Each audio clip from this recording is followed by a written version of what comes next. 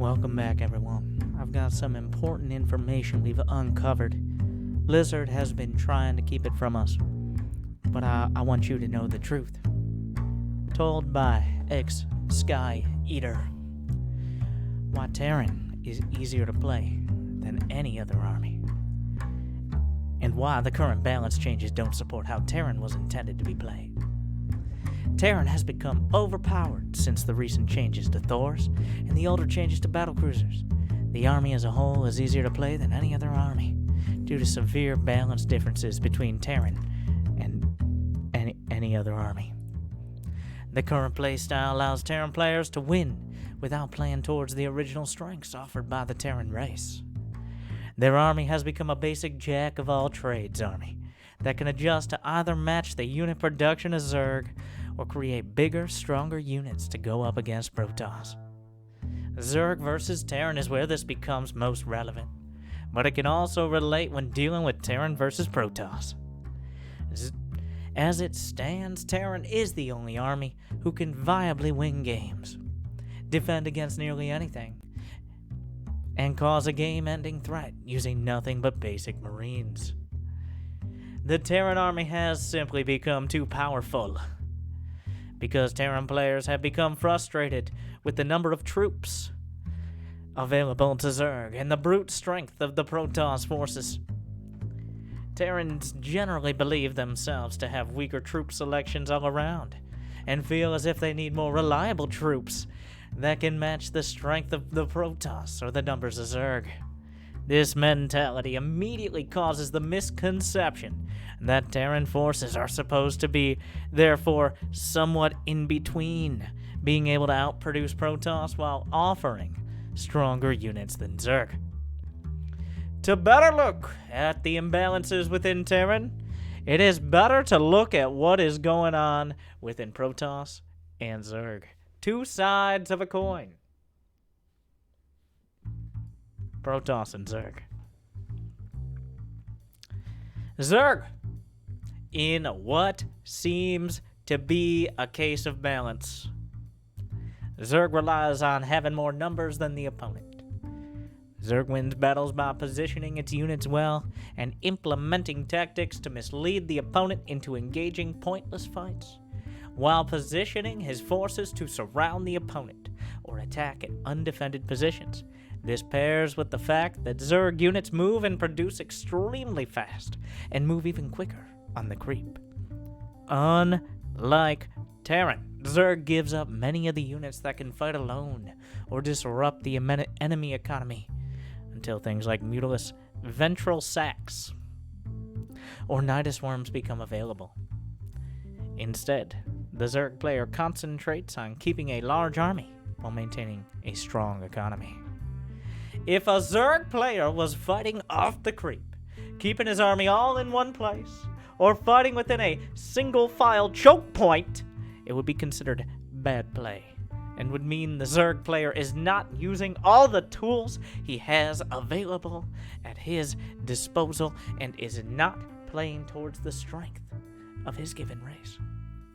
Protoss, on the contrary, Protoss relies on having fewer, more powerful troops than the opponent, and has access to units early on that are resilient and can benefit each other by fighting alongside one another. Protoss buildings can restore shields, and using a combination of powerful troops, unit synergies, and static-based defenses, Protoss can attempt to keep their forces alive indefinitely while defending their nexus and batteries. Like Zerg, Protoss doesn't gain much access to many disruption-type units until later into the game, namely when Adepts, a very late-game unit, Phoenix, late-game, Oracles, late-game, or War Prisms, very late-game, become available. Like Zerg, Protoss players concentrate on keeping a strong economy while maintaining a powerful army. If a Protoss player was fighting off of his own power zones, splitting up his forces, or fighting out in an open area, it would be considered bad play, and would mean the Protoss player is not using all the tools he has available at his disposal, and is not playing towards the strengths of his given race. The Black Sheep, Terran. Unlike Protoss and Zerg, Terran relies on disrupting the enemy, scouting, and adjusting itself to any given situation. The army has access to multiple disruption-type units like Ghosts, Reapers, Cyclones, Banshees, or Battlecruisers that function well as lone units outside of the main army. Solo operative, right? These units rely on the ability to position themselves tactically to deal more damage to a larger force than the initial cost of the Terran unit. Terran forces are fully adept at manipulating attack range, vision, and height advantages by using cliffs, ledges, and the natural terrain to their advantage, creating walls, overlapping fields of fire, or positions that allow long-range units to engage enemies outside their target's attack range. Terran units themselves are neither powerful nor high in number, and rely on military tactics to perform well. Terran gain access to a scan feature that cannot be avoided by any means besides destroying the Terran's orbital command location. This allows them to reliably scout the enemy consistently through the entire game, and use this ability to scout ahead for disruption-type units, like Reapers, Hellions, Battlecruisers, or Medevacs loaded with Marines, tanks, or Thors.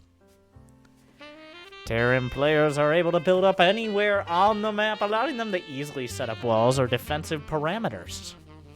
Although Terran don't necessarily receive any bonuses from being within their own base location, this is outweighed by the fact that Terran players have access to multiple units that can bunker down in any given location, allowing them to set up static defense positions anywhere on the map using Liberators, siege tanks, or Widow Mines, while being able to build bunkers and missile turrets to support these at any location.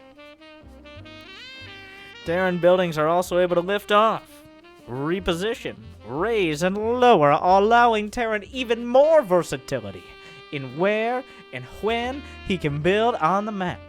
This allows Terran to keep his buildings protected almost indefinitely, and allows him to immediately establish static defenses at a given location before anything else has been built, or otherwise telegraphed that the Terran plans to fortify the said location.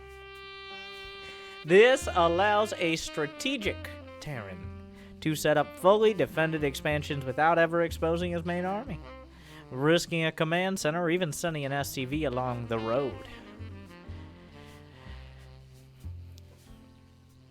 Hear ye, hear ye.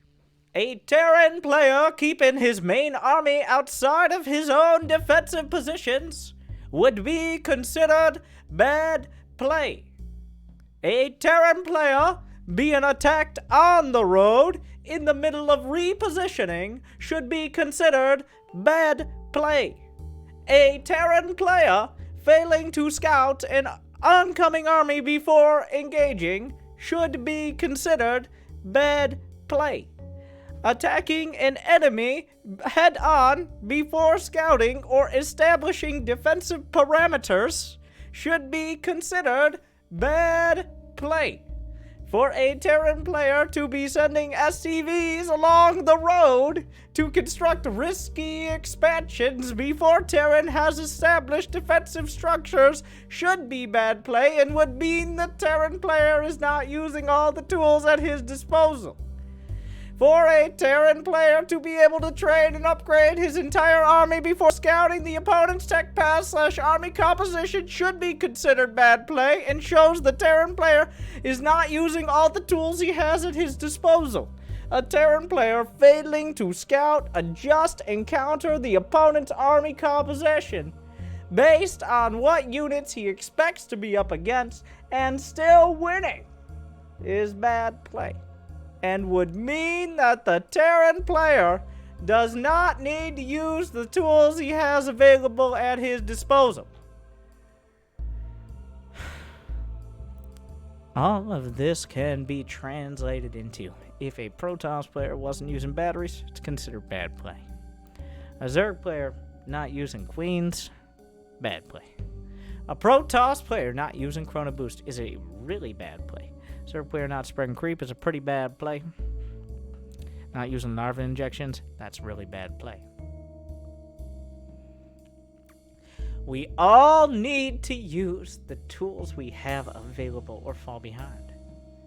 Terran remains the only race that can objectively ignore its racial benefits in order to mimic any other race's level of production, opting to take reactors, extra supplies, and mules over orbital scans because the Terran army has the ability to simply outproduce or overpower whatever race it comes up against if opting for mules or extra supplies over orbital scans.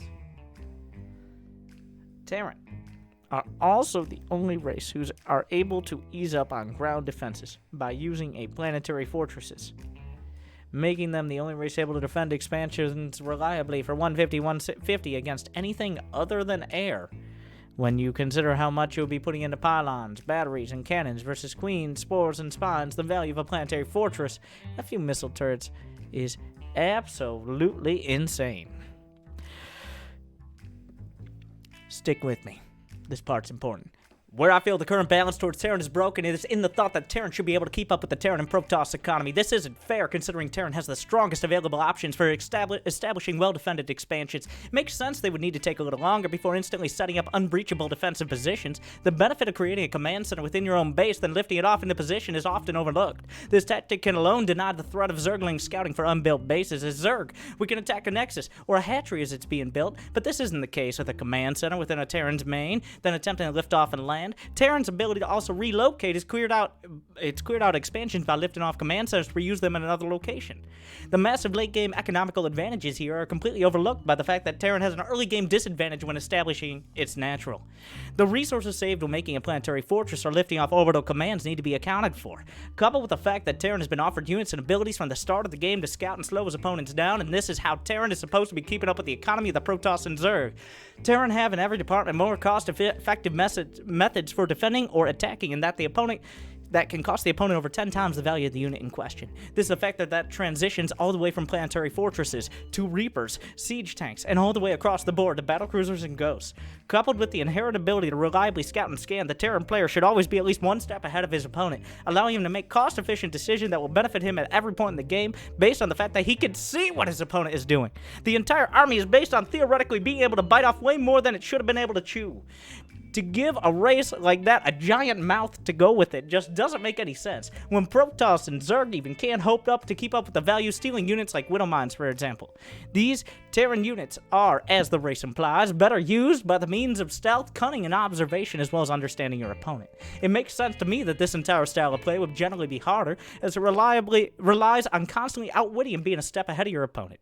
Terran offers a low-risk, high-reward style of play, coupled with great static defenses, and the best scouting options in the game. This style makes Terran completely unique among the three races, and I think the mindset that Terran forces should also be able to keep up with Zerg and Protoss forces in head-on collisions and open engagements, or that the raw Terran economy needs to be able to keep up, I think it's a flawed mindset, and it really needs to change.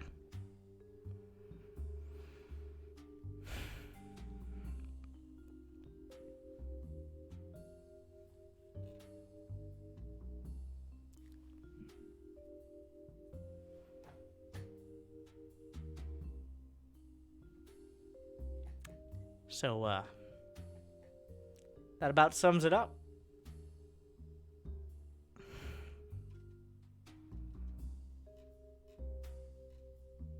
So, a few respondents comment on Zerg actually being the one who has the strong army. Just one follow-up. Sky Eater has a response.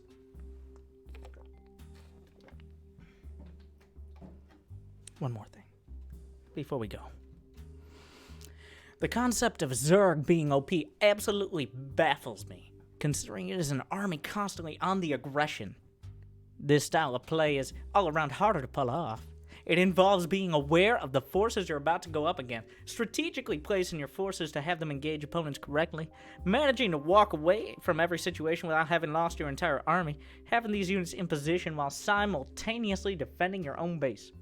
It makes sense that Zerg, while using all these factors and playing its army to its absolute limit, can systematically take down almost any given defenses while intercepting enemy forces and keeping their own base safe.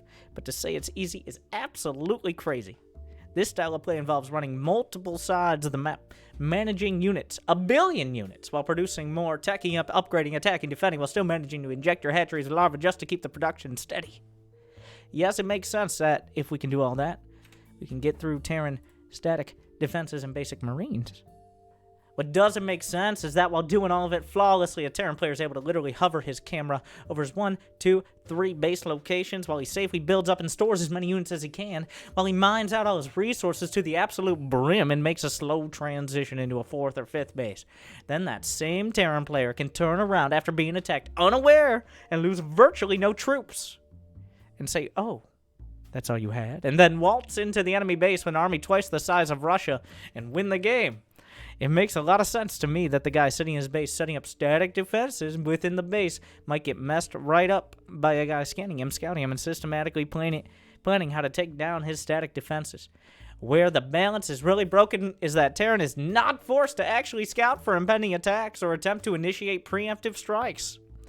Despite having 1 million options to scout and units that can position and reposition at will anywhere on the map, Terran is able to just basically just sit and bunker down like a turtle the whole game and hope that the Zerg flies into him enough times. I would assume in a game like this, the guy turtling loses every time if the guy attacking knows how to attack. I would assume that the guy turtling can only win by stepping up his game and establishing his defenses in a pattern specific to the predicted attack based on the hundreds of scouting options available to Terran. And the fact that Zerg has to do that in order to make a successful attack or risk losing to a Terran counterattack. This is why I'm saying Terran is simply, as it stands, easier than any other race. And this draws from the frustration Terran players have about actually needing to incorporate any form of tactics into their gameplay, besides turtle bulk up and build units.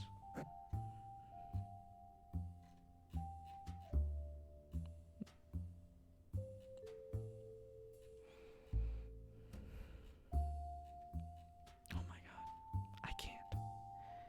On a scale of 1 to even, unfortunately at this point I can't. But what's your thought?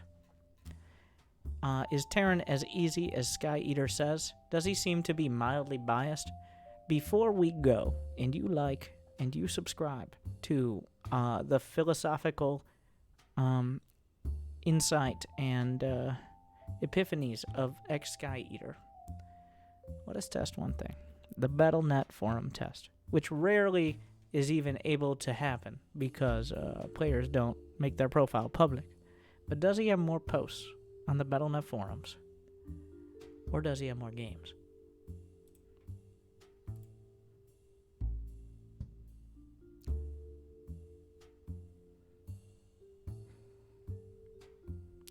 Gold League.